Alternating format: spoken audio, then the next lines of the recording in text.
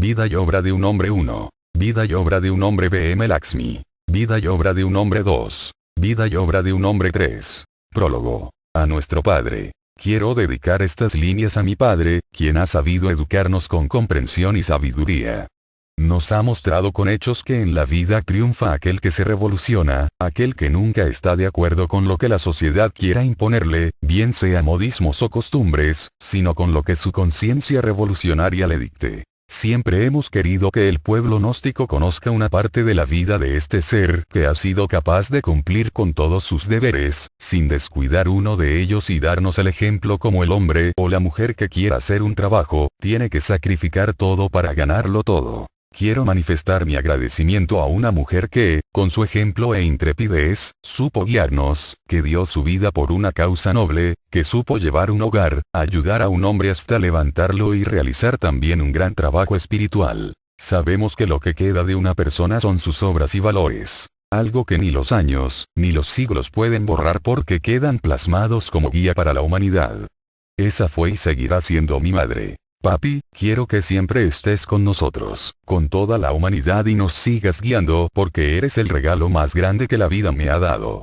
Dios te bendiga, gran ser. Amparo Bustos. Vida y obra de un hombre 4. Quiero aprovechar esta oportunidad para hacer una sinopsis de la vida de mi padre, quien ha sido para mí un gran ejemplo, un gran amigo y un excelente maestro. Es muy importante que el pueblo gnóstico conozca la vida de este ser. Para nosotros, sus hijos, es una gracia poder compartir con él gran parte de su vida. Siempre nos enseñó con el ejemplo, nunca con el castigo. Nos ha orientado en cada paso de nuestras vidas y nos ha ayudado para que saliéramos adelante. Nunca le hemos visto doblegarse, ni siquiera en las situaciones más difíciles de su iniciación. Siempre le hemos admirado por su fuerza, amor y valentía que ha demostrado en su trabajo espiritual, así como su constante esmero en ayudar a todo el estudiantado gnóstico. Quisiera también dar un reconocimiento a mi madre física, a esa mujer que con su grandeza y con su amor, levantó a este hombre, dándole el impulso necesario para que pudiese coronarse como un superhombre, como ese Cristo que hoy es. Como madre, nos dio mucho amor y un gran ejemplo. Es mi anhelo que ese ejemplo sirva a todas las mujeres gnósticas para que sepamos cumplir con los 3 factores de la revolución de la conciencia, como madres, como hijas y como esposas. Gracias a ti, querido Padre, mi querido Maestro, por toda la ayuda que me has dado y te pido que nunca me abandones para poder tener luz en el camino, ya que tú tienes la capacidad de alumbrar el sendero de tantos y tantos discípulos. Tu hija, Luz Marina Bustos. Vida y obra de un hombre 5. Quiero narrarles algunas anécdotas de lo que fue la vida de mi madre y por supuesto, de mi padre. Este libro está dedicado a un hombre muy importante a nivel espiritual y físico. Pero recordemos que detrás de un gran hombre, hay una gran mujer. Quiero dedicar unas líneas de este libro, tan importante para el pueblo gnóstico, a todas aquellas personas que al ver hoy en día a los maestros, se preguntan, ¿así es la vida del maestro o de la maestra? Pero ignoran que han pasado mucho dolor, han derramado muchas lágrimas para crecer espiritualmente. Pareciera que me salgo un poco del tema. Pero les digo que no, ya que para explicar más o menos, tengo que hacer estos comentarios. El monasterio Lumen de Lumine nació en manos del B.M. Lakshmi y de manos de una mujer que dio la vida por esta gran obra. Esa mujer que el pueblo gnóstico no conoce, fue lo más grande, como ejemplo y como enseñanza para nosotros, y digo enseñanza, porque supo soportar todo lo que vivimos. Ella fue una ayuda para que ese hombre avanzara en su camino. Su carácter era muy fuerte, pero con un corazón muy noble y tenía lo más importante, mucho amor. Amor al trabajo, amor a un hombre, amor al hogar. Dije al comienzo de estas líneas, que había dado la vida y dio la vida para que este monasterio naciera. Todos los habitantes llamaban a esta zona el filo del hambre, que quiere decir que es una parte desértica o que nada vale. Antes de llegar a este sitio, las hermanitas gnósticas le decían a mis papás, no se vayan para ese cerro, ¿qué van a hacer allá? ¿A morirse de hambre? ¿Y sus hijos, dónde van a estudiar? ¿Dónde van a divertirse? ¿Quién va a ir a visitarlos? Si se enferman, ¿cómo van a hacer para buscar a un médico, sin carro y sin trabajo? Ese era el apoyo que les daban. ¡Qué tristeza! Ese momento fue muy crítico para ese hombre. Pero cuando una persona ha tomado en serio su trabajo espiritual, no le importa las opiniones de los demás. Entonces, mi madre le decía a mi padre, yo no me voy allá para aguantar hambre y frío. Él respondía, bueno mija, si tú no te vas, yo sí, aunque sea solo, pero yo le cumplo al BM Samael. Cuando ella vio que era en serio, alistó todo y griega. Vamos. Llegamos, no recuerdo muy bien, pues estaba muy pequeño, una noche más o menos a las 11 de la noche. Hacía mucho viento y lluvia. Llegamos a la mansión, digo mansión, porque algunas personas ignoran lo raro que era aquello, una humilde casa, sin vidrios y sin luz.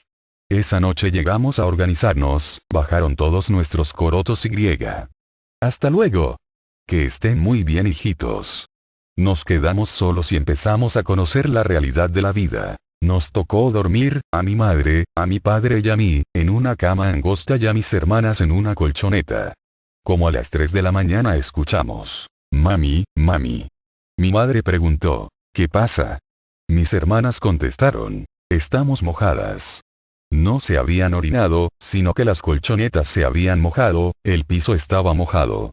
Alumbrándonos con una vela, vimos que entraba agua por el techo y por las ventanas, entonces la solución fue dormir todos en una sola cama. Al día siguiente, estábamos deseosos de salir afuera a jugar, pero no pudimos por el mal tiempo y porque allí había toros de casta. Para completar, mi padre amaneció enfermo y nosotros, solos. Lo que se llama, solos. Ahora hay casas y personas, pero en ese tiempo, nadie se amañaba en este sitio. El señor que vendió el terreno, hizo una apuesta con otro. Don Teófilo no durará 3 meses. La apuesta fue de Vs. 500, que ahora es más o menos Vs. 500.000. Lo que no sabían era que ese hombre no era cualquiera. Vida y obra de un hombre 6. Nosotros, nos pasábamos viendo amanecer, viendo oscurecer. Llegaba la noche y a acostarnos, bien temprano. Muchos dirán, no hacían nada. No se podía por el tiempo, era terrible. Y mi padre enfermo en una cama. Cuando alguien llegaba, éramos muy felices, sentíamos el amparo de esas personas que nos visitaban. Aquí quiero destacar la maravillosa ayuda de Ramiro Zambrano y Carmencita de Zambrano, personas que fueron muy importantes porque con ellos, sentíamos apoyo, ayuda. Ramiro venía todas las semanas desde Coloncito a traernos un mercado y para ver cómo estábamos. Estas fueron personas, entre otras, muy importantes para la misión. Cuando mi padre se enfermaba, salíamos Luz Marina, Amparo y yo a pedir cola en la carretera a las 11 o 12 de la noche. Generalmente, no pasaba ningún carro y estábamos hasta 3 horas en la oscuridad esperando que alguien pasara para que nos ayudara, pero nada. Lo que hacíamos era pedir al BM Samael que lo protegiera, le diera salud y que no se nos muriera. No puedo ser tan detallista porque tendría que llenar varios libros para narrar mejor todas las circunstancias de nuestra vida. Lo importante es que mi madre al principio, soportó toda esta situación. A nosotros nos regalaban el mercado y nunca nos acostamos sin comer. Pasaban los días, los meses y nosotros no salíamos a ningún lado, no porque no queríamos, sino porque no teníamos cómo hacerlo y además, para no dejar solo el monasterio. Los sábados, para asistir a los rituales, salíamos a pedir cola muy temprano para que al cabo de unas horas, cuando alguien pasaba, nos llevara a la grita, donde estaba el santuario Estella Maris. Cuando no era posible, bendecíamos el pan y el vino y lo consumíamos. Ese era nuestro ritual, sencillo pero muy sagrado. Luego de un tiempo, las cosas empeoraron. Llegó un visitante a la casa y dormía en la habitación de mis hermanas. Ese personaje no era de carne y hueso, sino un demonio de mucha jerarquía, muy bien presentado, él era nuestro acompañante. Salía en la mañana muy temprano y llegaba cerca de las 4 de la tarde a su habitación. Nosotros no podíamos hacer nada, ni nuestro padre nos alarmaba, pues ignorábamos los ataques y las enfermedades que él padecía. Años más tarde, eran tantos los ataques, que durante la construcción del monasterio Lumen de Lumine, el viento tiraba al suelo las columnas de cemento. No podíamos salir a jugar porque el viento nos llevaba. En esa época los carros tenían que estacionarse de frente al viento, ya que de lado, los volteaba. Una cosa les digo a los amigos lectores, que de contarlo a vivirlo, está muy lejos y ustedes no se imaginan lo que era todo aquello. Más adelante, con esfuerzos sobrehumanos, mi padre logró comprar un carro modelo 54, por el cual pagó Vs. 5.000. En ese carro aprendió a manejar, esto era una ayuda muy importante, pues salíamos a la grita una vez a la semana. Me acuerdo que una vez, mientras estábamos de regreso de la grita, donde habíamos ido para hacer mercado, habían llegado varias personas a visitarnos, mi padre tomó muy rápido una curva, apenas estaba aprendiendo a manejar, y chocamos contra un cerro. El golpe fue tan fuerte que el motor quedó donde va la caja donde va la transmisión y esta se salió del carro. Mi padre se golpeó la cara, duró 6 meses usando lentes por los moretones, don Simón Riaño que nos acompañaba, se reventó la cabeza y yo me di un golpe en una pierna. Mi padre nos preguntó si estábamos bien, cuando respondimos que sí se puso a reír. Lo peor fue cuando llegamos al monasterio, mi madre nos vio y preguntó qué había pasado. Yo le contesté, nada, chocamos y el carro se dañó mucho, no sirve para nada. Era lo único que teníamos. ¿Ahora qué vamos a hacer? Solo nos quedaba pedir cola otra vez. Pasó el tiempo y mi padre vendió ese carro y pudo comprar un automóvil modelo 66. Nosotros estábamos contentos con ese carro. Un día salimos de paseo. Luz Marina, mi madre, mi padre, Amparo, Miriam, una amiga que nos acompañaba, y yo. Pacho iba en su carro. En el camino nos detuvimos en un cultivo a preguntar por unas papas para llevárselas a don Carrizó, en la academia. Mi padre estaba vida y obra de un hombre 7, preguntando el precio cuando sentimos el ruido de un golpe en la parte trasera de nuestro auto, era Pacho que nos llegó por detrás. El carro se acabó, no se reconocía, parecía una chatarra con ruedas. Amparo se destrozó la cara, mi madre se golpeó el cuello. No sabíamos qué iba a pasar con Amparo, las personas del lugar decían que se moriría. Mi madre solo lloraba. Regresamos como pudimos al monasterio a seguir pasando trabajo para asistir a los rituales, para salir. Es decir, para todo. Tiempo después, don Simón Riaño nos invitó para ir a Cúcuta. Nos fuimos con mi padre. De regreso, don Simón le preguntó si quería manejar el carro y mi padre aceptó con gusto. Comenzó a manejar, pero cuando el reflejo del sol le dio en la cara, no pudo ver nada, ahí escuchamos el choque con un camión. Otra vez a pedir cola. Ya estaba bueno de choques. Imagínense cómo se puso mi madre cuando llegamos, otra vez sin carro. Pasó el tiempo, con mucho esfuerzo mi padre hizo una vivienda en la grita para que al salir del ritual nos quedáramos y pudiéramos subir al monasterio al otro día. Como sentía más calorcito en la grita, mi madre quería estar más tiempo allá que en el monasterio y esto empezó a complicarle la vida a mi padre. Porque cuando decía, vamos para arriba, ella contestaba, no, allá está muy solo y hace frío. Entonces mi padre vio la necesidad de empezar la construcción del templo de misterios que había ordenado el VM Samael a los directivos de Venezuela. Pero ellos no hacían nada porque decían que se necesitaban millones de bolívares. Recuerdo que en esa época había un curso y mi padre fue a hablar con el doctor Nieto, vicario de la iglesia en ese entonces, y le dijo, voy a empezar la construcción del templo. El doctor Nieto le contestó, ¿usted está loco o está mal de la cabeza? Sabe que no hay plata para eso. Mi padre replicó, voy a empezar la construcción del templo. Entonces el doctor Nieto le dijo, bueno, si es capaz, hágalo, pero acuérdese que no hay plata. Nosotros no sabíamos nada, cuando en la tarde llegó un volteo cargado de arena. El camión era nuevo y la sorpresa de todos fue que el chofer era mi papá. Le preguntamos, ¿qué hace usted en ese camión? Y él dijo, mañana empezamos la construcción del templo. Mi madre le preguntó, mañana sí, pero, ¿cómo hizo para conseguir ese camión? Entonces él contestó, vendí la casa de la grita. Mi madre empezó a decirle, tú estás loco, otra vez loco, pobrecito, ¿cómo se le ocurre vender la casa, lo único que teníamos? Ahora estamos en la calle sin nada, otra vez. Mi padre calmándola le decía, tranquila mija, pero ella seguía, que tranquila. ¿Y ahora qué vamos a hacer? Mi padre le respondió, Dios no se ha muerto, ni está enfermo, algo pasará. Así empezó la construcción del templo Lumen de Lumine. A los 56 días, estaba inaugurándose. Ese templo tan maravilloso, hermanos. Pasando a otro punto, mi madre empezó con tos, la llevaron a muchos especialistas y nada, mi padre nos decía. A mí me muestran un reloj, las cosas se fueron empeorando hasta que le dio un derrame cerebral. Estuvo internada en una de las mejores clínicas, de allí la pasaron a Caracas donde murió. Ese mismo día llegué donde estaba, me abrazó y murió. Por eso digo que ella dio la vida, por un trabajo en sí misma y por ayudar a ese gran hombre, viéndolo sufrir tanto. Lo más importante del caso es que ella había llamado hace mucho tiempo atrás a Gladys, B.M. Luz Alba, y le dijo, a la única persona que le recomiendo al viejo, es a usted, eso se lo pido de corazón.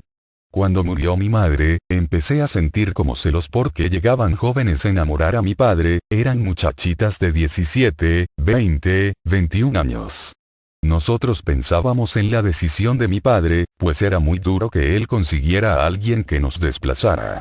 Los comentarios de las personas nos incomodaban, pues decían el BM debe esperar 2 años, otros decían, debe esperar 5 años, y él dejaba que comentaran y decía, al que no meten por ese aro es a mí, vamos Gladys y nos casamos.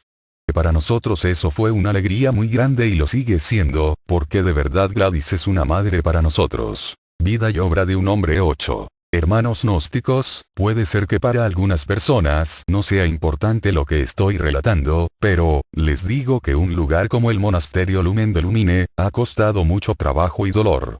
Ustedes pueden decir que Amparo, Luz Marina y Uriel Bustos, se creen lo máximo o se creen dueños de este sitio, y yo les digo que por este sitio nosotros damos la vida y le pido al pueblo gnóstico que comprenda por qué somos tan celosos con este lugar. Aquí vivimos nuestra niñez, nuestra adolescencia y seguimos acompañando a ese maestro que nos ha dado todo, que ha sido y es lo máximo para nosotros. Hermanos gnósticos, todos ustedes son nuestra familia carnal y espiritual. Los quiero mucho. A ti Padre físico y Padre espiritual, te adoro por todas tus enseñanzas. Uriel Bustos. Capítulo 1. Comienza la historia de una vida un día 13 de mayo del año 1936 en una vereda de un pueblo llamado Rovira, Tolima, Colombia, un alma se disponía a reencarnar en un pequeño cuerpo que nacía del vientre de una mujer en una casa de campo, en medio de la naturaleza y en medio de múltiples dificultades. Esa mujer llamada Isabel García, estaba al lado de un hombre quien era su esposo, llamado Antonio Bustos. Los dos carecían de todo tipo de comodidades. Solo tenían la esperanza que ese parto saliera normal. Ese niño nació, desde luego, con la muy natural alegría de sus progenitores que le daban las atenciones que estaban a su alcance. Empezó a crecer en medio de la compañía de 4 hermanos más, 3 varones y una niña, siendo él, el menor de todos. Todo pasaba en la mayor armonía y en forma natural, hasta cuando cumplió 1 año de vida. A partir de entonces comenzó a presentársele a ese niño, circunstancias de la vida que lo llevarían a pasar grandes sufrimientos porque a tan temprana edad su madre física murió, quedando al cuidado y a merced de su padre, quien, con grandes esfuerzos y mucho amor, asumió la responsabilidad de su crianza, brindándole los cuidados propios de su edad. Este niño fue creciendo. A la edad de 4 años empezaron a pasarle algunos fenómenos insólitos, como la visita tanto de día como de noche y con bastante frecuencia, de un extraño personaje. El niño lo veía, pero no sabía cómo explicárselo a su padre. En ocasiones lloraba, sobre todo, cuando las apariciones eran de noche. Con el paso de los años, como tenía más conocimiento, este niño pudo comprobar que se trataba de algo extraordinario, pero no sabía el significado, ni tampoco por qué ese personaje le hablaba de algunas cosas que él ignoraba. El citado personaje era un hombre muy bien presentado, de una perfección admirable, con ojos penetrantes y una increíble habilidad. Papi, ¿quién era ese personaje que lo visitaba? Querida hija, esto llegó hasta el punto que identifiqué quién era, pero me reservo el nombre debido a los tabúes, creencias y dogmas que la gente tiene infundidos. Como era el menor de la casa, sus hermanos lo asediaban de oficios y cuando no hacía caso, la hermana mayor lo castigaba. Por esta razón se fue a un lugar donde habían enterrado a un señor. Llegó, lo saludó como si estuviera vivo y le dijo que su hermana, llamada Ascensión Bustos, lo castigaba mucho sin razón y que él necesitaba que le remediara esta situación, en una forma drástica. La fórmula que utilizó, fue guardada por él muy secretamente, para no causar daño a nadie, mientras el susodicho personaje muerto empezaba a hacerle la vida imposible a su hermana. En esa época no había psiquiatras conocidos, de todos modos, a Ascensión le hicieron muchas cosas para quitarle el problema. Luego, el joven recurrió al mismo desencarnado para que no lastimara más a su hermana y de esa forma, Ascensión se curó nuevamente. Cuando este niño tuvo la edad de 10 años, apareció en la vereda, algunos centros espiritistas. Solía escapar de su casa a las 7 de la noche y caminar 2 horas para presenciar las sesiones de espiritismo. Informó a los directores de su intención de ingresar a esta escuela, pero por su corta edad, no pudieron recibirle como medium. Pasó algún tiempo en esta escuela, aprendiendo a utilizar plantas medicinales, las cuales empezó a aplicar en enfermos y en ocasiones, con resultados sorprendentes. Así fue naciendo en él, la inquietud y vocación de curar enfermos. A la edad de 13 años, este joven supo que en una zona de Colombia, llamada Tierra Adentro, había tribus indígenas que sabían curar y sabían mucho de ocultismo. Vida y obra de un hombre 12. El joven quiso ir a esa zona, pero carecía de recursos económicos para costear los pasajes. Salió de su casa para trabajar como ordeñador, oficio que hacía a la perfección, ganando 25 centavos por día.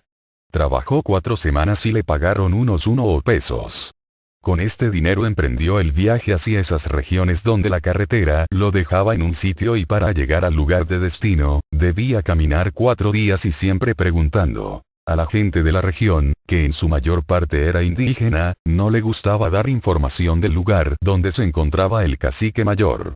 Con grandes esfuerzos logró llegar hasta allá. Pero al preguntar por el jefe de la tribu, le informaron que era imposible hablarle. Además, él no había llevado ropa como para quedarse y le dijeron que debía trabajar en los oficios del campo durante un tiempo para llegar a conocerlo bien.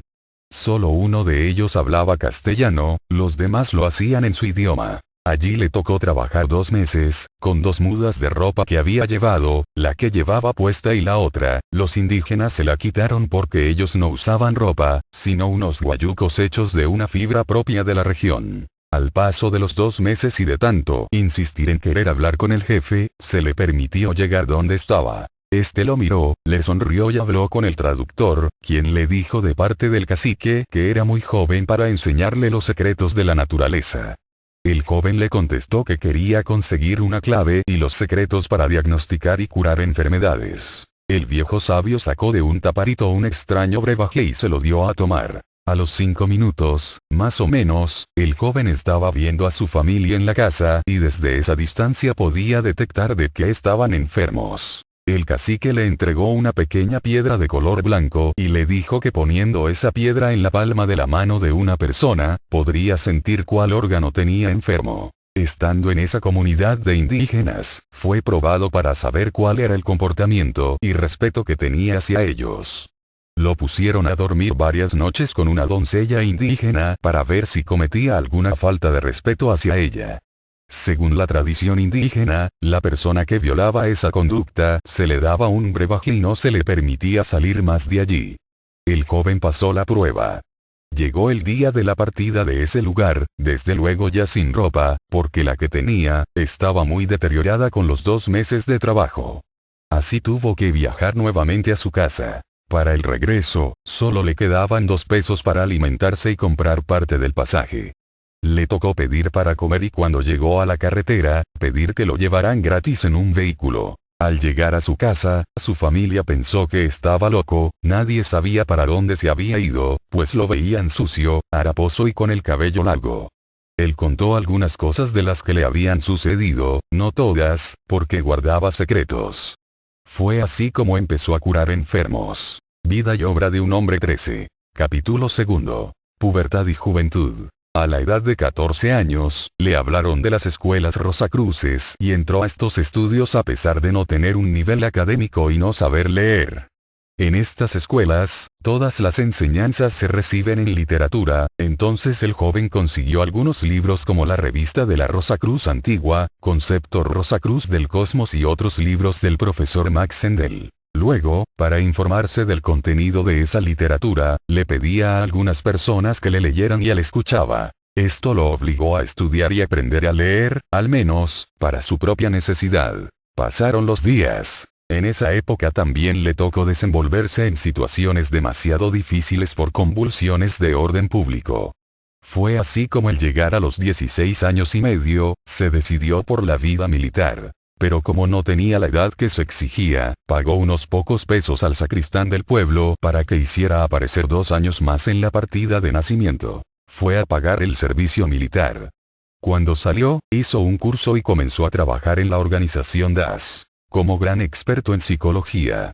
Le asignaban por estrategia, misiones muy difíciles. Trabajar como obrero en los campos, vender periódico en los pueblos y estar preso en las penitenciarías. Hacía todos estos oficios como detective, conociendo e investigando a determinados personajes o bandas delictivas. Desde luego, con resultados sorprendentes. Esta tarea duró aproximadamente 7 años, tiempo que aprovechó para estudiar también la literatura de Allan Kardec, Joaquín Trincado, Elena Petronila Blavatsky. Estuvo en la escuela Control Mental Silva y en la escuela masónica, donde, por razones de tipo económico, no pudo continuar. En una ocasión, estando en la ciudad de Ibagué, Tolima, Colombia, en el año 1957 se encontró con un amigo, con él había estudiado la ciencia de la hipnosis y tenía una venta de libros de segunda, quien le dijo: tengo un libro especial para usted y le dio el de medicina oculta y magia práctica. El joven tenía libros como Magia Negra, Magia Roja, Oráculo Novísimo, Magia Verde, San Cipriano, Libro Infernal, Dragón Rojo, Pactún, etcétera, etcétera, etcétera, y pensaba que en ellos estaba todo el conocimiento. Sin embargo, el amigo insistió: ese libro es superior a los que tienes y es muy práctico. Fue a su librería y efectivamente descubrió que era un libro fenomenal, sobre todo porque hablaba de magia. Lo compró, le costó 5 pesos. Era el libro Medicina Oculta y Magia Práctica, primera edición del venerable maestro Samael Aun Weor. Lo estudió y desde luego, extrajo muchas fórmulas que practicaba en la curación de enfermos. Pasado un tiempo, se retiró del servicio del gobierno y regresó al campo. Allí continuó practicando diferentes aspectos del ocultismo, que como es sabido, son enseñanzas que violan los principios divinos. Estamos hablando de magia negra. Debemos aclarar que fueron cientos los testimonios que tuvo en estos estudios, pero, como dijimos, son estudios que violan los preceptos de Dios, es decir, son pura magia negra. Regresó a la ciudad trabajando en las compañías arroceras del Tolima. Allí, en plena juventud, dirigió a pueblos muy pobres, para que tuvieran una casita. O sea, dirigía invasiones con las 1001 luchas, y sin interés de cobrarle a nadie un centavo. Censaba a la gente más pobre de la ciudad y de los pueblos, enseñando la filosofía quizás equivocada de el que nada tiene, nada vale. Enseñándole que un padre de familia que no tiene una casita, por humilde que sea para albergar a sus hijos, es un paria que vive como un criminal. Se asoció con 2 muchachos, se reserva los nombres, relativamente jóvenes. Juntos organizaron invasiones de terrenos baldíos, dándole a cada quien una parcela. Se iban a los basureros a recoger cartones y latas, a los montes a cortar palos para construir pequeños ranchos. En 2 invasiones, se reserva el nombre del lugar, lograron que 650 familias de muy escasos recursos, tuviesen sus casitas. Vida y obra de un hombre. 14. Recibieron malos tratos de las autoridades y por ende, ganaron de parte de esa gente pobre, la moneda con la cual paga el diablo: la ingratitud. Vida y obra de un hombre. 15. Capítulo 3. El hombre. La meta de este hombre fue continuar su camino. Corría el año 1966, en ese entonces, se encontró con una mujer y por afinidad ideológica, se hicieron amigos. Luego, esa mujer llamada Mercedes Selemín, sería su esposa. Él trabajaba con la medicina natural con una gran proyección, pero como esta práctica estaba prohibida por el gobierno, fue terriblemente perseguido, obligándolo a dejar la casa y los bienes que tenía a otras personas y emprender la huida. Antes de partir le dijo a esa mujer que él se iba, y no sabía a dónde, pero si lo quería acompañar, se fuera con él. Ella aceptó y fue así como de inmediato emprendieron viaje. Al poco tiempo, ella quedó embarazada de la hija mayor, pero el lugar donde fueron a vivir era muy inhóspito y solo. Allí este hombre pasaba el tiempo laborando en los oficios del campo y de vez en cuando, llegaban algunas personas en busca de medicina.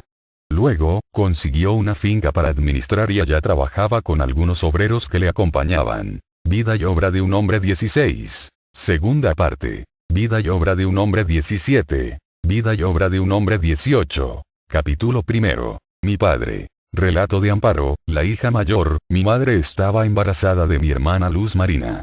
Estando en los días de dar a luz, mis padres fueron a visitar a un vecino y pernoctaron allí una noche. Al día siguiente, al levantarse, mi padre encontró sobre una mesa un libro y como él era tan aficionado a los libros, leyó la carátula que decía mensaje de Acuario, de Aún Weor. Preguntó quién era el dueño del libro y un señor llamado Félix Cifuentes le contestó, es mío. Mi padre le dijo, conozco un libro de ese señor Aún Weor, llamado Medicina Oculta y Magia Práctica. Ese hombre es un gran sabio. Empezaron a platicar los dos, llegando a la conclusión que valía la pena investigar dónde podrían adquirir más información. Don Félix Cifuentes era un comerciante del pueblo. Él salió para averiguar y consiguió a un amigo llamado Alberto Castellano, quien le prestó el libro Matrimonio Perfecto, primera edición.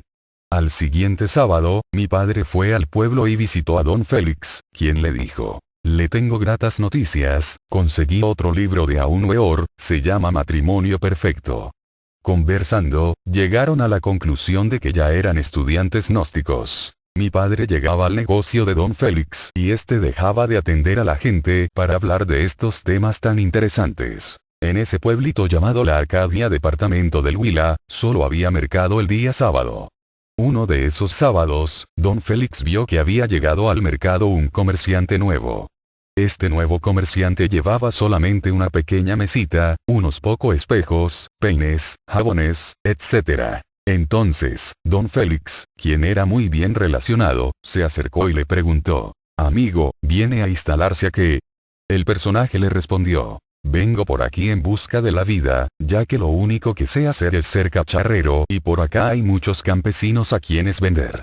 Don Félix Cifuentes, que en esos días estaba muy emocionado con la gnosis, a toda persona que llegaba a comprarle, le hablaba de esta doctrina únicamente basado en lo que había leído, dijo, hombre, ya que usted está recién llegado aquí, quiero contarle que hay una doctrina nueva que lo regenera uno, que lo cambia radicalmente, que le enseña a vivir y lo hace hijo de Dios.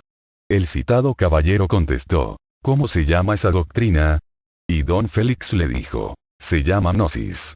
Así entablaron una conversación en pleno día de mercado. A ninguno de los dos les interesaba vender, porque estaban disfrutando de una conversación sumamente interesante. Al cabo de mucho rato de estar conversando, el caballero dijo a don Félix, permítame un momento y le muestro algo. Metió la mano en el bolsillo, extrajo un documento que parecía una cédula y dijo, mire, este es el carné que me acredita como estudiante gnóstico. Vengo aquí a traer este mensaje a toda persona que quiera su regeneración. A don Félix Cifuentes se le desgranaron las lágrimas de la alegría y dijo, yo tengo muchos amigos porque soy comerciante y puedo reunirle gran cantidad de ellos para hablar de estos temas y continuó. Tengo algo en especial para contarle, en la cima de aquella montaña que desde aquí divisamos, vive un señor que es yerbatero, medio brujo y muy inquieto por los estudios del ocultismo. Estoy seguro que con él podemos dialogar tranquilamente. Este personaje llamado Antonio Gallo, contestó, ¿cuándo podremos hablar con él? Como ese día mi padre no había ido al pueblo, don Félix dijo, hoy mando a preguntarle cuándo podemos reunimos. Así fue, al otro día mi padre recibió la información y de inmediato se trasladó al pueblo para decirle a don Félix cuándo podían ir a la casa para conversar. Efectivamente llegaron ese día. Mi padre los recibió con mucho cariño, no así mi madre, la cual pensaba que se trataba de otros brujos y ella estaba harta de soportarle a mi padre sus malos tratos y los estudios que iban contra la ley. No quería saber nada de eso. Ese día dialogaron mucho, pero noctaron en nuestra casita que era muy chica. El clima era sumamente frío, teníamos muy pocos abrigos. Es decir, fue una noche de penurias para nuestros huéspedes. Al otro día, de regreso al pueblo, ya habían llegado al acuerdo de cuándo podían hacer las reuniones de primera cámara para continuar ampliando el conocimiento. Vida y obra de un hombre 20. Capítulo 2. El comienzo. Se convino que las primeras cámaras se dieran en el pueblo de Algeciras, Huila, los días lunes a las 7 p.m. Pero como las fuerzas opositoras aparecen en todo, comenzó un invierno muy fuerte, derrumbándose la carretera de la Arcadia a Algeciras. En esa época ya había nacido mi hermano Uriel. Mis padres dejaban a mis hermanos, Luz Marina y Uriel en casa de unos vecinos, para que mi madre pudiese hacerse cargo de mí y mi padre de la maleta. Eran caminos muy escabrosos, mis padres usaban botas largas de caucho y al pasar todos los días lunes por los pueblitos adyacentes a la carretera, nos decían: ahí van los gatos con botas. Salíamos de la casa a las 6 de la mañana, para llegar al pueblo a las 4 o 5 de la tarde y poder asistir a la primera cámara, a las 7 de la noche. Esa noche, dormíamos en el pueblo y al otro día nos íbamos a un pueblito que se llamaba Toro. Allí, nos quedábamos en casa de unos amigos y como mi padre era el médico de la vereda, esa noche se reunía mucha gente por medicina y también para saludarlo. Entonces, él aprovechaba para hablarles de lo que en la noche anterior, había oído en la conferencia. Así fue transcurriendo el tiempo, hasta que llegó el día de la consagración. Don Antonio Gallo, hombre de una gran voluntad, un hombre analfabeta, pero con una gran capacidad para enseñar, todos los días estaba dispuesto a hablar de gnosis a la humanidad. De esta manera, don Antonio fue a la ciudad de Pereira, Caldas y comunicó a los hermanos de un santuario de esa ciudad, que en Algeciras, Huila, tenía un grupo de 22 personas para consagrar. Era el año 1969 cuando mi padre fue consagrado en segunda cámara. Los hermanos Jaime Grisales, Alcides Grisales y Ferlendio Osorio, todos sacerdotes gnósticos, se trasladaron desde Pereira hasta Algeciras para realizar la consagración del santuario y de todas las personas que se habían preparado. En esa época, carecíamos de muchos implementos e información en cuanto a procedimientos, pero la obra del Padre se estaba haciendo. Después de consagrados, mis padres se fueron a vivir al campo y mi padre fue nombrado guardián del santuario. En esos días, estaba haciendo un recorrido en el departamento del Huila, el entonces misionero internacional, Joaquín Amortegui Balbuena. Los hermanos que habían quedado encargados como sacerdotes Isis, le consultaron sobre la persona que debía tener las llaves del santuario, a lo que respondió: el guardián. El problema era que mi padre vivía a 2 horas en carro del pueblo y a 2 horas a pie hasta la casa. Pero, como fiel cumplidor del ordenamiento, no desistió de su deber y misión. Todos los martes, jueves y sábados bajaba al pueblo para abrir el santuario. Nunca dejó de hacerlo, aunque estuviera enfermo. También tenía primeras cámaras en varias veredas adyacentes a la nuestra. Mi madre veía por nosotros y se encargaba de preparar el alimento y llevarlo a los obreros donde estaban trabajando. Cuando mi padre no estaba, cuando se iba a hacer misión, ella ordeñaba las 20 vacas que había en la finca. Recuerdo como anécdota que a cierta distancia, por entre la montaña, vivía el hermano Constantino Plaza y nosotros íbamos periódicamente a visitarlo. Mi padre nos contaba que le pasaban fenómenos extraños en la montaña, que sentía ser la montaña. Se concentraba en los árboles y se veía ser el árbol. En esa época, mis padres eran vegetarianos, no comían carne porque así lo enseñaba el maestro Samael Aumeor en el libro amarillo. Luego, le llegó a mi padre un proceso de pruebas. Comenzaron a morir las vacas de la finca, hasta 2 por semana. Los vecinos, quienes no nos querían por ser gnósticos, vida y obra de un hombre 21, le decían al dueño de la finca que mi padre hacía matar las vacas para comer carne. Esto creó presiones y disgustos con el dueño, hasta que tuvimos que salir de ahí e irnos al pueblo. Desde luego, sin nada de plata para pagar un arriendo. Además, mi padre se mantenía de vereda en vereda dando primeras cámaras, pasando una situación económica demasiado precaria. Mucha gente del campo llegaba los domingos a formularse. Nos traían algo de víveres y mi padre preparaba algunas medicinas y las vendía a muy bajo precio. Pero la situación tendía a ponerse más difícil debido a que mi padre empezó a dar conferencias en otros pueblos, necesitando dinero para el pasaje y dejaba a mi madre algunos pocos centavos para que nos alimentara. Yo veía que él compraba bultos de yuca o de plátano y los vendía en la plaza para recuperar lo que había invertido y para que nos quedara algo para los gastos de la casa. Luego, entramos a estudiar en una escuela evangélica, aprendimos mucho. Eran personas muy educadas y con vocación de enseñar. Una noche, llegó a nuestra casa un amigo de mi padre, Luis Alfonso Álvarez, y le dijo: «Don Teófilo, ¿por qué no construye una casita para que no lo estén echando a toda hora de donde está?» Mi padre le contestó que no tenía siquiera para el terreno, mucho menos para hacer una casa. Luis Alfonso le dijo: «Le presto 20.000 pesos y haga lo que pueda». Mi padre accedió, consiguió el terreno y empezó a construir la casita. En esos días, tuvo que ir al Sumum Supremum Sanctuarium para hacer el curso de misionero y para no gastar la plata, la dejó en manos del mismo señor que se la había prestado. Le dejó a mi madre unos pocos pesos y se fue. Allá sufrió lo indecible porque no tenía plata para alimentarse.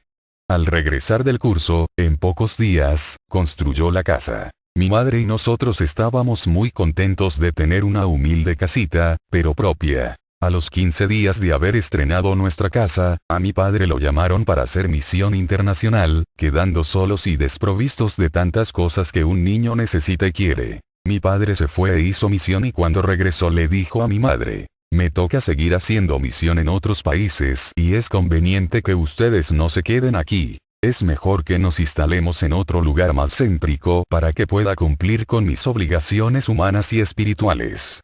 Como es natural, mi madre reaccionó diciendo: «¿Cómo es posible que ahora que tenemos la casita, la dejemos o la vendamos para volver a quedar sin nada?» Mi padre le dijo: «Es una decisión tomada, no estoy negándome al cumplimiento de mi deber, pero es un compromiso adquirido». Fueron muchas las personas que llegaron a mi casa, los mismos hermanos gnósticos, para aconsejar a mi madre que no se fuera, que mi padre era un irresponsable. También hubo muchas las personas que le decían a mi padre que hiciera misión en los alrededores, que no se fuera, que eso era una locura. Recuerdo aquellos tiempos cuando mi padre nos llevaba al Sumum Supremum Sanctuarium. Llevaba miel de abeja en botellas. Al llegar a Ciénaga compraba pan y cuando servían la comida, nos íbamos al cafetal a comer pan y miel porque no teníamos plata para comprar. Nunca le oímos decir: «Esta misión no la cumplo porque tengo impedimentos de trabajo o compromisos». Vida y obra de un hombre 22. Capítulo 3. El viaje. Fue en el año 1973, cuando nos llegó el día de dejar ese pueblo, dejar la casita y dirigirnos a Cúcuta, a vivir en casa de don Jesús Vega y doña Carmen de Monroy, a quienes tenemos mucho agradecimiento. Desde allí, mi padre se proyectó a la misión en Venezuela y otros países, mientras nosotros estudiábamos bajo los cuidados de mi madre. Cierto día supimos que el maestro Samael Aumeor lo había nombrado abad del monasterio Lumen de Lumine. Pero ni siquiera se sabía dónde iba a ser, porque no se había adquirido el terreno. En una ocasión, mi padre fue al Sumum para hacer un ayuno de 9 días. Cuando regresó, supo que a los 2 días tenía que salir para México. Como no tenía plata, consiguió los pasajes fiados, fue a México y cuando volvió, le llegó una misiva del Sumum para que se presentara de inmediato y él, cada vez más sin dinero y en situaciones difíciles. Llegó al Sumum y el hermano Celestina López, quien lo había mandado a llamar, le dijo: «Necesitamos que de hoy en 15 días, esté en Buenos Aires». Mi padre contestó: «Don Celestino, acabo de llegar de México, debo los pasajes y no tengo plata». Entonces don Celestina contestó: «Bueno, si no puede ir, dígamelo». Mi padre, que nunca ha sabido decir no puedo, le contestó: «Me voy». Y efectivamente, viajó para Buenos Aires en esa fecha. En todo el tiempo que estuvo en Buenos Aires, escribía a mi madre informándole que le sucedían cosas muy extrañas, pero nunca decía qué eran. Asimismo, le sucedía en todos los viajes largos que hacía, hasta cuando ya se tuvo el terreno para construir el monasterio Lumen de Lumine. Había pasado algún tiempo cuando nos fuimos a vivir en lo que hoy es el monasterio. Recuerdo que llegamos allí una tarde del 13 de junio del año 1976, y apenas había una pequeña casita en medio de las montañas. Para los directivos de la iglesia de ese entonces, todo era proyectos, planificaciones y estudios y nunca se concretaron a la construcción del templo. Así fue como mi padre viajó a México, habló con el maestro Samael Aumeor y cuando regresó, por cierto no sé con qué consignas, mandó a hacer una urna y entró en ella durante 9 días a la intemperie, porque todavía el templo no estaba construido. Al salir de allí, un día a las 3 de la tarde, tomó la resolución de que a pico y pala, empezaba la excavación para la construcción. Se comunicó con los hermanos Eugenio Contreras y Gerardo Sánchez para comenzar los trabajos. Hoy estos dos hermanos son misioneros internacionales. Viendo que el trabajo era muy lento, resolvió llamar a algunas personas para que lo ayudaran. Así fue como la hermana Berta Romero, del Huila, Colombia, le envió a Arnulfo Lara y Héctor Reyes. Posteriormente, se sumó a este equipo de trabajo a Omnis Grisales, Miguel Bolaños y José Luzardo, dando comienzo a la excavación y construcción del templo. Es necesario aclarar que este templo se construyó con el super esfuerzo de unas personas que pusieron su mano de obra y con las pocas limosnas que se recibían de algunos hermanos, quienes con gran esfuerzo, se desprendieron de unos bolívares que se sumaban para la compra de bloques, cemento, arena y algo para comer. Luego, cuando la construcción terminó, se consagró el templo Lumen de Luminium 3 de mayo de 1983. Queremos hacer resaltar en estos párrafos la invaluable ayuda de Simón Riaño, Rosalba Mora, Marujita Mora, Ramiro Zambrano, Yolanda Nieto y, de una persona a la cual recuerdo con mucho afecto, el licenciado Luis Francisco Merchán, quien venía a visitarnos algunos fines de semana, nos traía víveres y ayudaba a mi padre con algunos centavos que, como por arte de magia, los hacía rendir. También quiero señalar que en esa época, mi padre siempre atendía la misión desde Puerto Ordaz hasta Mérida, haciendo recorridos mensuales, incentivando a la gente para trabajar en la gran obra. Vida y obra de un hombre 23. En el tiempo que alcanzo a recordar, se destacó en la misión dando cursos para misioneros, para instructores a nivel internacional. También quiero anotar el terrible esfuerzo que hizo para la construcción del templo La Retribución en el Ecuador, con los hermanos Constantino Plaza, Camilo López, Miguel Bolaños, Onésimo Bueno y Hermelina de Plaza. No puedo olvidar la inmensa preocupación que tenía por llevar el mensaje de la Gnosis a Panamá, Ecuador, Perú, Salvador, Costa Rica, Guatemala, Nicaragua, Argentina, Honduras, Chile, Bolivia, Uruguay, Brasil, México y Puerto Rico. Sin dejar de lado los recorridos de norte a sur y de oriente a occidente en la República de Colombia y desde Venezuela dictaba cursos por correspondencia a todos los países de nuestra América. La apertura del monasterio Coutumi en Argentina, la forma como él obedecía los ordenamientos del Sumum Supremum Sanctuarium, de la sede central de Ciénaga y de la sede patriarcal de México, llevando una concatenación y permitiendo que, como misionero que era, nunca se presentara ante los directivos una queja que pusiera en tela de juicio la conducta recta y acato que tenía por el ordenamiento establecido. Como padre, nos dio una educación, enseñándonos el respeto a las personas y el respeto a la doctrina. Nunca en la vida lo vimos, como estudiante gnóstico, insultar a nadie, emborracharse, fumar o hacer negocios ilícitos que contradijeran la rectitud del comportamiento que debía tener. Vida y obra de un hombre 24. Capítulo 4. Decisiones. Siempre lo vimos firme y sólido, sin vacilar en las decisiones que debía tomar.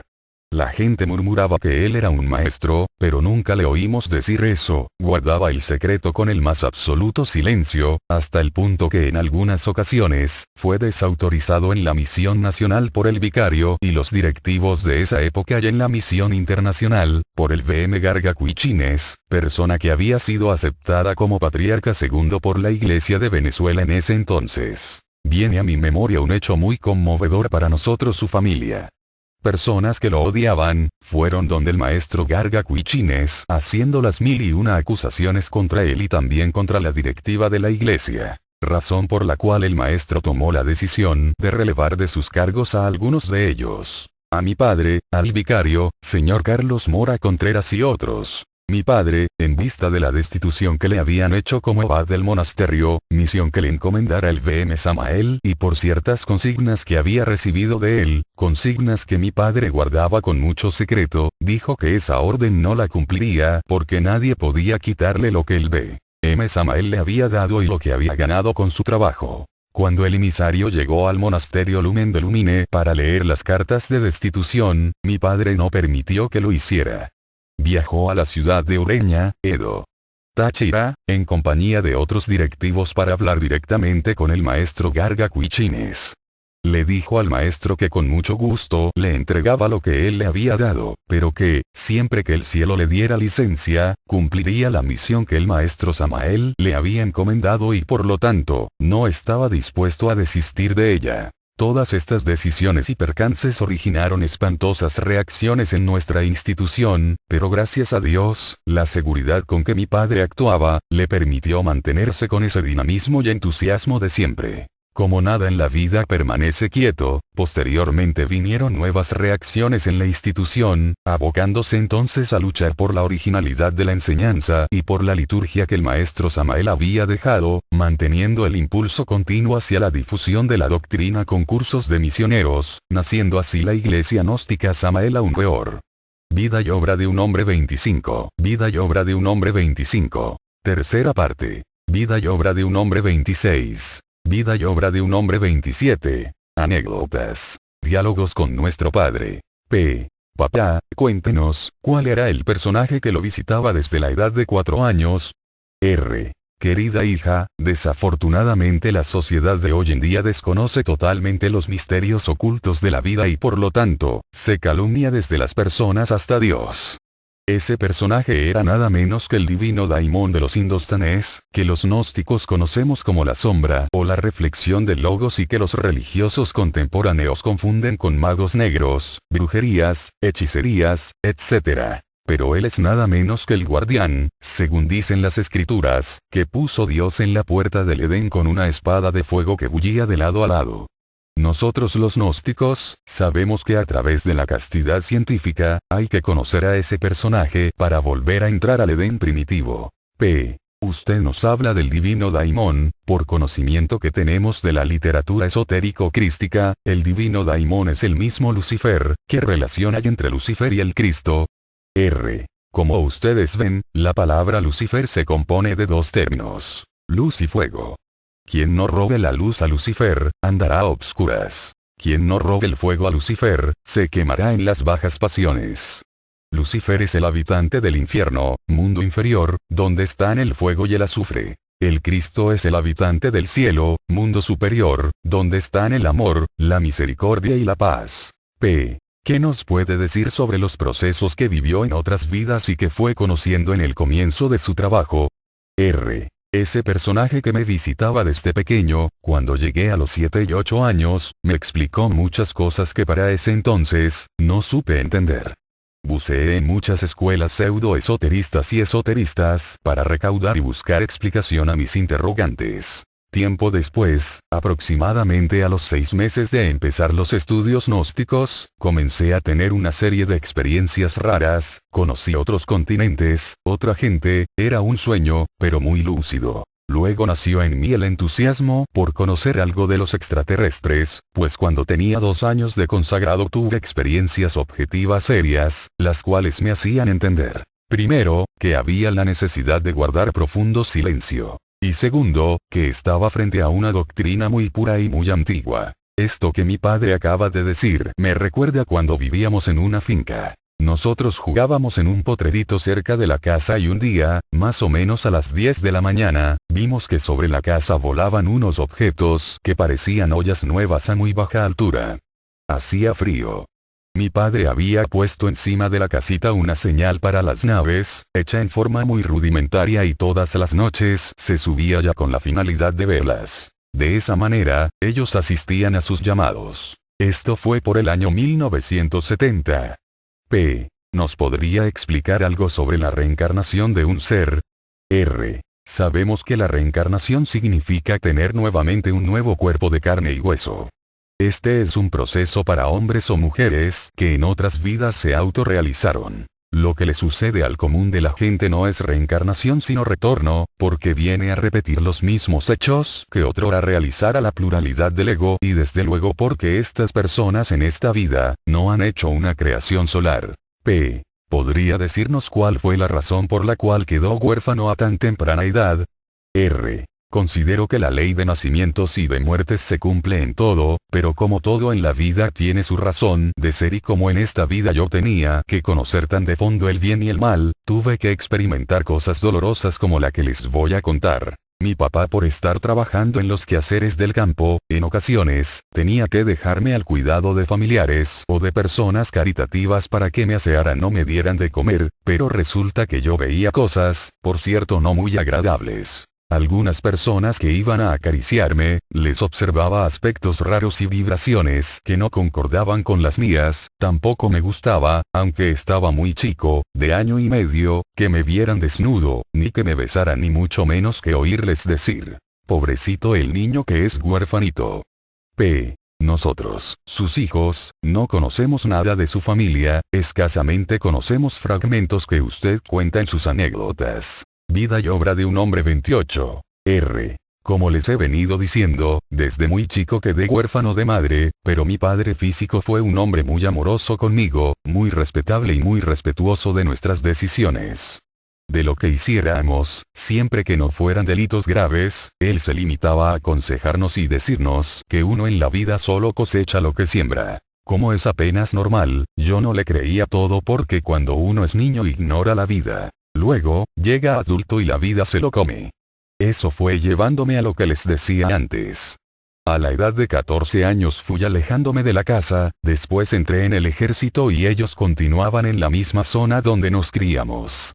Mis aspiraciones eran salir y andar por el mundo. Llegó el día cuando no supe más de ellos, ni ellos de mí. Cuéntenos algo sobre su adolescencia. R. Debo decirles que mi adolescencia fue un periodo de mi vida muy accidentado. Primero, mi papá tenía una finca y él no me dio estudios, pero me obligaba a aprender todo lo concerniente al campo. Coger café, manejo de la caña, ordeñar vacas, trabajar arriando las mulas de carga, etc. Segundo, a mi papá también le gustaba producir aguardiente, tenía para eso unos alambiques para destilar, recuerdo que lo hacía muy bueno y en gran cantidad. Un hermano y yo nos enviciamos en sacar aguardiente y nos íbamos con amigos a emborracharnos. Los otros hermanos varones eran músicos y se interesaban mucho en que aprendiera a tocar. Formamos un cuarteto que se llamaba Los Arrieros y donde llegábamos, formábamos parranda. Mis hermanos cantaban muy bien y yo los acompañaba en lo que podía. No puedo desconocer que para un muchacho de esa edad, era algo muy divertido. En cuanto a las experiencias románticas, ¿qué nos podría contar? R. Debo aclarar que en la época de los 12 a los 17 años, fui muy amante de tener un buen revólver, un buen caballo de silla y como era músico, se me facilitaba tener un caballo de silla. Eso era como tener hoy un carro nuevo. Cuando no tenía caballo propio porque a veces lo negociaba, mi papá sí los tenía. Tenía en la vereda, claro está, mis admiradoras, pero rehusaba entregarme a una mujer, porque sabía que donde cayera, ahí moriría. Recuerdo haber compuesto una canción llamada Las Auroras y uno de los versos de la canción decía, cuando consiga una mujer, tengo que haber comprobado que ella me ama más que yo. Cuando una mujer me ame con ese amor que mata, entonces los dos moriremos de amor y seremos enterrados en una misma urna, en un lugar lejano y asoleado donde solo nos visiten las auroras. ¿Podría usted decirnos qué experiencias tuvo con esos libros de magia negra que nos citó en capítulos anteriores? R. Fueron muchísimas las experiencias que tuve, ya que tenía una tremenda voluntad y continuidad de propósitos. Conocí fenómenos que no viene el caso describirlos porque visitaba de noche los cementerios, los lugares retirados, donde decían que había apariciones que asustaban. Practiqué muchas fórmulas, pero me las reservo para no causar daño a los lectores. Cosas verdaderamente terribles, que en palabras criollas, no deben ser practicadas por ningún cristiano. ¿Qué nos podría ilustrar sobre aquel misterioso ayuno en una urna durante 9 días? R. En la época que tuve que hacer ese ayuno, estaba pasando por la 4ª iniciación de misterios mayores.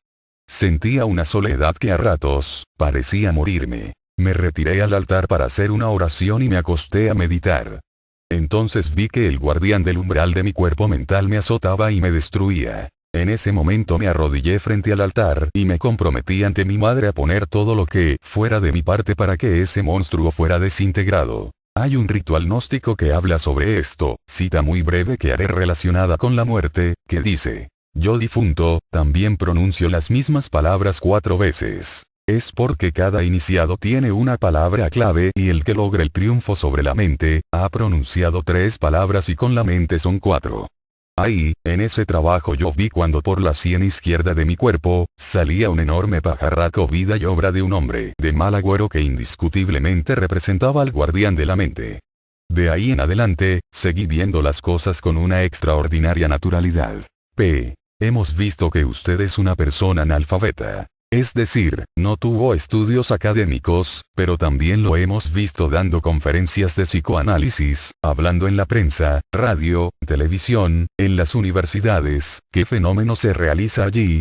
El hecho de no tener estudios académicos, no indica que no he querido aprender de los que saben. Además, mi ser interno en todas las vidas anteriores, ha tenido estudios académicos, a excepción de cuando fue Wu en la China. Mi ser ha sido discípulo de Hermes Trismegisto, fue Sócrates, Bartolomé de las Casas, Antonio José de Sucre, etc. Todas estas experiencias sirven para enriquecer el conocimiento en una nueva reencarnación. Además, el ser interno extrae de los registros acásicos, enseñanzas que aún no se han dado en nuestro sistema. Siendo usted una persona de grandes ideales en la vida, ¿cuál ha sido su mayor anhelo? Esto podríamos dividirlo en varias etapas. Cuando tenía 15 años, deliraba por las armas y fue así como estuve en ellas bastantes años. En alguna época llegué a pensar que si podía producir una revolución contra los sistemas de entonces, eso me llevaría a ser mártir y en ese entonces valía la pena. Posteriormente, conocí los estudios gnósticos y comprendí que lo único que valía la pena para mí, era la autorrealización.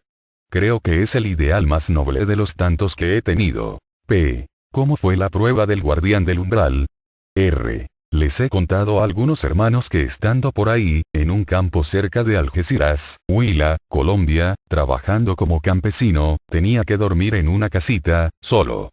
Una tarde, alrededor de las 5 p.m., empezó una tormenta eléctrica muy fuerte, con lluvia y truenos, cuando a una distancia de 50 metros, oí un grito muy conmovedor y raro. Sabía que en la zona no había ninguna persona. Me llamó mucho la atención y sentí miedo, no lo niego. El segundo grito lo dio como a 20 metros de distancia, se iba acercando. El tercer grito lo dio a 3 metros de mí. Me sentí prácticamente arrinconado por el personaje. La única arma que tenía en mi poder era una peinilla con la cual trabajaba deshojando platanales. La tomé en mis manos y acordándome del Cristo y del maestro Samael Aun Weor, pedí ayuda. El susodicho personaje se me acercó tanto que ya los chillidos los sentía dentro de mí mismo. Habrán leído ustedes que un burro o un caballo relincha muy duro cuando ve a una hembra. Pero esos relinchos o chillidos no llegaban ni a la 10ª parte de lo tenebroso que eran los que yo sentía. Yo tenía un Cristo colgado al cuello, me lo puse entre los dientes y mentalmente le decía a la bestia: tú no podrás conmigo, ni yo sigo más contigo, y desde luego invocando a las divinidades. Así pasó aquello. ¿Cuánto tiempo le llevó a hacer las iniciaciones de misterios menores? Duré 5 años ya que ese trabajo es mancomunado con las pruebas del guardián del umbral, de tierra, agua, aire y fuego. ¿En qué nivel iniciático iba cuando llegó al Lumen de Lumine? Cuando llegué al monasterio Lumen de Lumine, estaba entre la 12 y 13 iniciación de misterios mayores. Fue una iniciación muy dura para mí, porque al otro día de haber llegado al sitio donde se construiría el monasterio, donde solo había una casita, amanecí enfermo y pasé 14 meses durante los cuales moría y volvía a vivir. Ustedes, mis hijos y mi esposa, recibían ayuda para la comida de algunos buenos corazones que periódicamente me visitaban. ¿En cuál iniciación conoció sobre sus vidas anteriores? Eso se sucedía viendo escenas de otras vidas, donde había participado y alguien me decía: ese personaje es fulano de tal, y de inmediato sentía que algo tenía esa persona con alguna vida mía. Sin embargo, debo aclarar que me he cuidado mucho de la mitomanía y el demonio de la mente en esa época. Vida y obra de un hombre 30. No pudo engañarme. Porque yo decía: Si ese personaje fue alguna reencarnación mía, no me hago ilusiones, porque viéndome caído, dormido y cometiendo errores, más bien me daba pena. P. ¿Qué nos podría decir sobre la elección de la mujer que lo acompañaría en su vida? R. Como quiera que era un bodhisattva caído, estaba sometido al karma, a un destino incierto y por ende también ella. Yo trabajaba en una empresa, tenía una novia a quien amaba mucho y fui a vivir cerca de la casa de la que fue mi esposa. Como me emborrachaba, en ese tiempo ganaba buen dinero, empecé a tener amistades. Y como también trabajaba con la medicina natural, leía las manos, el tabaco, las cartas. Eso atraía mucho a la gente, cosa que despertó malicia en las autoridades. Llegó el día cuando hicieron un allanamiento en mi casa, rompieron mis libros de estudio y se declaró una persecución. Ya en esa época pensaba que no valía la pena estar aferrado a nada, tenía una casa, la vendí por lo que me ofrecieron. Le dije a mi novia que si ella se iba conmigo, contestó que sí, pero que nos casáramos. La negra, como cariñosamente le decía, era la mensajera quien me decía cuáles eran las personas extrañas que hacían preguntas con respecto a mi persona. Pero mi conciencia no me acusaba de delitos graves, al contrario, mi pecado era ayudar a la humanidad. Una noche, reflexionando en estas cosas dije, me voy, no sé para dónde. Fui a la casa de la negra y le conté la historia de lo que pensaba. Muchas personas me dijeron que no lo hiciera, que esas cosas pasaban. Pero dije, me voy, y le pregunté a ella, ¿usted se irá conmigo? Contestó que sí. Entonces le dije la hora y el lugar donde debía llegar con el taxi. Salió únicamente con la ropa que tenía puesta para que no la descubrieran. Nos fuimos a un pueblo que se llama Rovira, de allí nos internamos en el campo donde continué curando enfermos, hice algunos cultivos y allá, en esa zona, nació Amparo. Quiero aprovechar esta pregunta que me han hecho para hacerle un público reconocimiento a esa mujer que sin escatimar esfuerzos me acompañó en las buenas y en las malas, hasta entregar la vida por esta noble causa, dejando así esculpido en la conciencia de las damas gnósticas, el testimonio de la abnegación, la constancia, la renuncia total de todo lo que su corazón abrigaba, inclusive su familia carnal, para acompañar a un hombre compuesto de ideales extraños al común de las personas. Puedo testimoniar ante ustedes que esa mujer logró establecerse en un alto grado de comprensión y pudo integrar muchísimas partes autónomas de su propio ser, como adelanto para su próxima existencia. Esta mujer que se llamara Mercedes Celemín, es una iniciada muy antigua que en su vida anterior luchó y sufrió muchísimo en la época del colonialismo. P. Al quedar viudo, ¿cuál fue el proceso para conseguir su nueva esposa? R. 20 años antes de la muerte de la negra yo sabía que ella moriría. Es decir, sabía que iba a desencarnar a los 28 años. Hice un negocio con la ley, pidiendo que le pospusieran la muerte para que terminara de criar a sus hijos y lograra un trabajo más adelantado. Al poco tiempo, conocí a Gladys, la que hoy es mi esposa. Ella era soltera. Tan pronto la conocí, me mostraron cosas que coincidían que ella sería mi esposa en alguna época. Guardé mucho silencio y respeto hacia ella. Luego, ella consiguió un novio y se casó. Sabía muchas cosas, pero supe callar. Tiempo después, Gladys se divorció de ese esposo e iba acercándose el momento en que mi mujer desencarnaría. No puedo negar que para mí esas cosas fueron desgarradoras. Gladys, que era la mujer que más tarde sería mi esposa, la veía casada con otro, mientras yo esperaba pacientemente la muerte de mi esposa que tanto me había ayudado. Al desencarnar mi esposa, me vi en un tremendo peligro, como la sardina que tiran a la playa en medio de las gaviotas. Es decir, habían personas que me gustaban pero no eran las que el cielo me indicaba. Así que muy pronto tomé la decisión de rehacer mi hogar. P. ¿Qué recomendaría a los misioneros que están criando a sus hijos y que deben salir a hacer misión? R. Como ustedes saben, yo en ningún momento desamparé a mis hijos y a mi esposa. Donde iba a hacer misión, trataba de ganarme algunos pesos para enviar a mi familia. No comía un helado porque esos 10 vida y obra de un hombre 31 centavos hacían falta para enviarlos a casa. Además mi esposa era muy trabajadora, lavaba ropa, planchaba, compraba 1 kilo de maíz, lo cocinaba, hacía arepas, salía a venderlas y a las 6 de la mañana regresaba con una panela, ayudándome así en esa dura misión. Gestos que jamás olvidaré. Nunca el misionero debe desamparar a su familia, a sus hijos y a su esposa para ir a dar misión. Sin embargo, hay muchos que se dejan envolver y tampoco la hacen. Papá, nosotros lo hemos conocido en alguna época que tuvo fincas, por cierto muy bonitas, porque fue vendiendo todo hasta quedar prácticamente sin nada. Es cierto, en algunas épocas tuve finquitas, inclusive un ganadito, pero tan pronto veía que estaba absorbiéndome tiempo y atención, lo vendía por lo que me ofrecieran y quedaba libre, cosa que muchos hermanos veían muy mal. Nosotros, sus hijos, recordamos que una vez tuvo que ir a Argentina, por orden del sumum. En esa época había en ese país guerras o algo así y usted escribía a mamá que era muy difícil y peligroso hablar de gnosis. ¿Cómo fue esa etapa? Sí, yo llegué a Argentina cuando había una persecución muy terrible por parte del gobierno hacia los grupos religiosos. Éramos pocos los que estábamos en Buenos Aires, en un piso 25 de un edificio. Un día llegó la policía para hacer un allanamiento, subieron en el mismo ascensor 5 policías y una ISIS nuestra. En el recorrido, preguntaron al ascensorista en qué piso se reunían unos tipos sospechosos que usaban como símbolo una estrella que era la misma con la que se identificaban los montoneros. La guerrilla de allá. El ascensorista les contestó mientras la ISIS se bajaba en un piso donde paró el ascensor. Subió por las escaleras y nos avisó rápidamente. En fracción de segundos teníamos los implementos del altar en unas cajas de cartón. Cuando la policía llegó y golpeó a la puerta, yo estaba dándoles un tema de psicología en un tablero.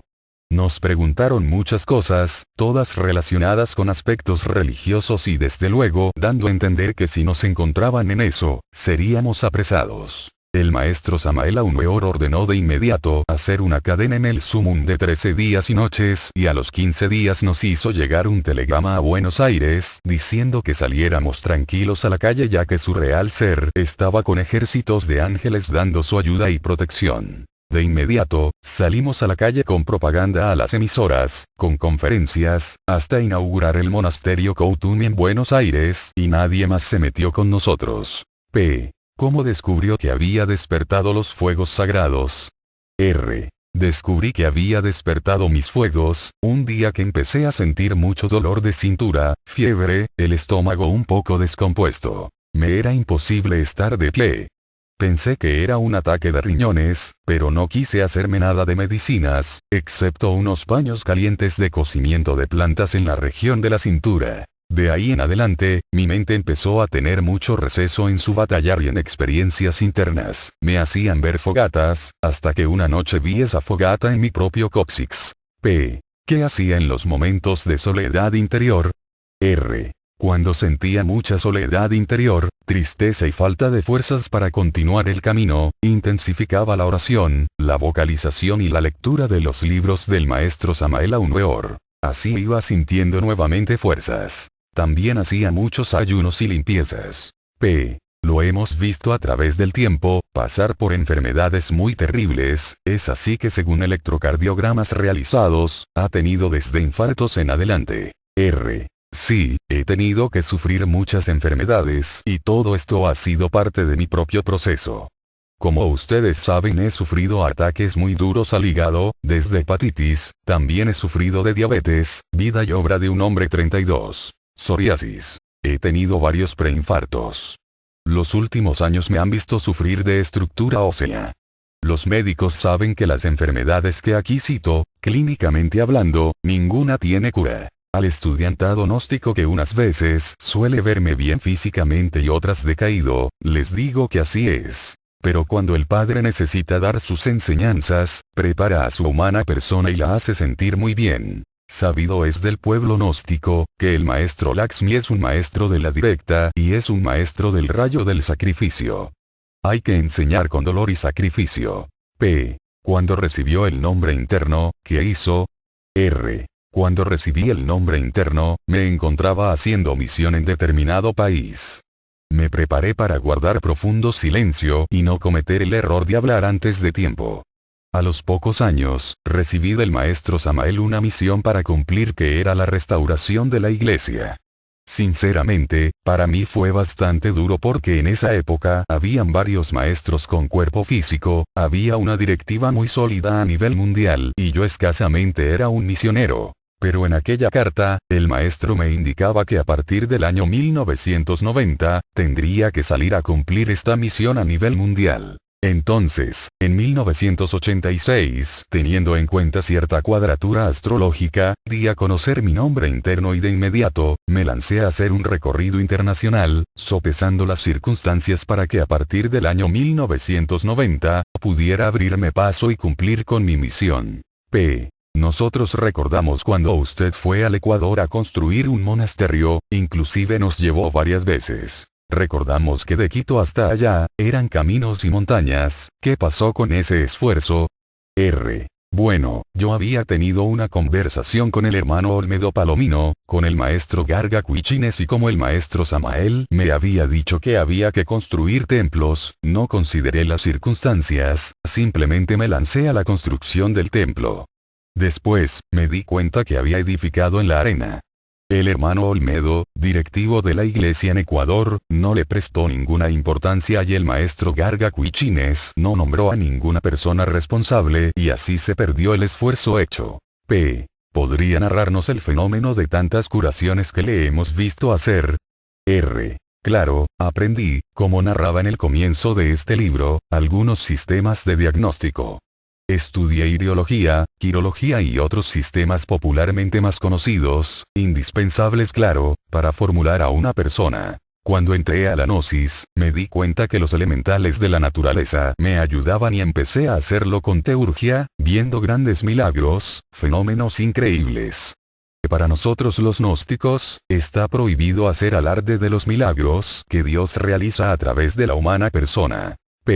Sabemos que todos los procesos de su iniciación han sido muy difíciles, pero ¿cuál ha sido el más duro? Fue la octava iniciación de misterios mayores, donde hay que calificar a todas las 7 anteriores. Fue muy difícil, inclusive estuve a punto de perder mi físico. Al llegar allí, quedé imposibilitado en todos mis procesos alquímicos y tuve que acostumbrar mi cuerpo y mi mente a una vida totalmente diferente. Como dice el ritual de consagración. Una vida oscura y contemplativa preparándome psicológicamente para recibir los golpes que me darían los que se opondrían a que mi Judas muriera en el Puente de las Maravillas. ¿Qué opinión le merece el Sumum Supremum Santuarium de la Sierra Nevada de Santa Marta? Fue un lugar sagrado, venerado y respetado por el pueblo gnóstico. Fue la cuna donde naciera el Logos Samael en esta vida. Vaya para ese santo lugar, para el VM Samael y para todos los hermanos y las hermanas que lo acompañaron allí, los más merecidos reconocimientos de gratitud y amor. Pero ese sagrado lugar fue profanado y la fuerza crística se retiró. Hoy existe en los mundos internos lleno de luz y de gloria. Vida y obra de un hombre 33. Usted nos ha hablado del venerable maestro Samael Aun Weor, le hemos admirado el respeto, acato y obediencia que le tiene, ¿puede decirnos dónde se encuentra el maestro en este tiempo? Claro que sí, yo sé dónde está el maestro, lo conozco, he tenido la gran dádiva de Dios de platicar con él. Lo que sí puedo decirles a todos ustedes y a la humanidad, es que pueden estar plenamente seguros que el maestro está dando su luz y su fuerza y que conoce muy bien a cada uno de los miembros de su institución. ¿Qué recomendación podría dar a aquellas parejas que se debaten en múltiples dificultades? A esas parejas recomiendo que se enfrenten decididamente a matar el ego y acepten a su pareja como es, porque consideramos que una persona que ama, comprende que su cónyuge tiene defectos, que poco a poco irá corrigiendo para que entre los dos, puedan labrar un futuro mejor. ¿Podría ilustrarnos sobre el rayo al cual pertenece el VM Lakshmi? El VM Lakshmi es del rayo del amor, pero también se desenvuelve dentro de los 7 rayos como partícipe del origen de la creación. ¿Qué aconsejaría a las personas que están iniciando su ciclo probatorio? A toda persona que está empezando estos estudios, aconsejo que sea seria en el trabajo que está haciendo, responsable, amante de aprender y del saber. Que no cambie la doctrina o su primogenitura por un plato de lentejas y que no siga los malos ejemplos de los estudiantes antiguos. La doctrina es pura y no tiene la culpa del mal uso que algunas personas hacen de ella. P. Nosotros lo hemos oído hablar de los hermanos del espacio, ¿podría contarnos algo que pueda escribirse en este libro? R. Sí, he tenido hace muchos años contactos directos, experiencias extraordinarias con ellos. Me han llevado a conocer lugares extraordinarios, me han hablado a fondo de los tiempos del fin de la raza y de la necesidad de preparar a un pueblo santo para un gran éxodo. Son grandes seres, llenos de sabiduría, de amor y comprensión que dirigen, junto con los amados maestros, toda la estrategia cósmica para llevar el pueblo a una isla, donde estará fuera de peligro. P. ¿Pasará el Lumen a la cuarta dimensión? R. El Lumen tiene una gran misión aún para cumplir, porque es el eje alrededor del cual girarán muchos templos de misterios. Entre ellos estará el Aeón 13, que no explico para no adelantarme a los hechos. En el Lumen hay un grupo de hombres y mujeres a cargo, grandes iniciados de otras épocas que tendrán la suficiente sapiencia para dirigirlo. P. Usted nos ha dicho que el maestro Laxmi tiene una momia, ¿puede hablamos de esto? R. Claro que sí, el maestro tiene el mismo cuerpo con que acompañó a Jesús en el drama y con el que fue Moisés en el Éxodo. P. ¿Podría decirnos algo sobre la tríada de la creación? R. Claro que sí, la creación ha sido originada por Dios Padre, Dios Hijo y Dios Espíritu Santo. Esta tríada tiene tres principios como desdoblamiento. Saraswati como representación del Padre, Parvati como representación del Espíritu Santo y Laxmi como representación del Cristo. La luz corresponde al Cristo, el calor al Espíritu Santo, el sonido o armonía pertenece al Padre. Por eso, estos tres principios los encontramos integrados con todo lo que existe, animando las millones de creaciones que hay en el vientre de la Madre Espacio, originadas en el vientre de la Madre Naturaleza. P. ¿Qué consejo nos daría como sus hijos? Vida y obra de un hombre 34. R. Primero que todo, agradecerles la iniciativa de escribir esta obra narrando algunos aspectos de mi vida actual. Segundo, que tomen como ejemplo lo que ven y lo que aquí hemos escrito, para que el día cuando yo no esté con ustedes, mantengan esta bandera en alto, honrando a Dios en las alturas y construyendo un mundo mejor aquí en la tierra. Paz inverencial. B.M. Laxmi.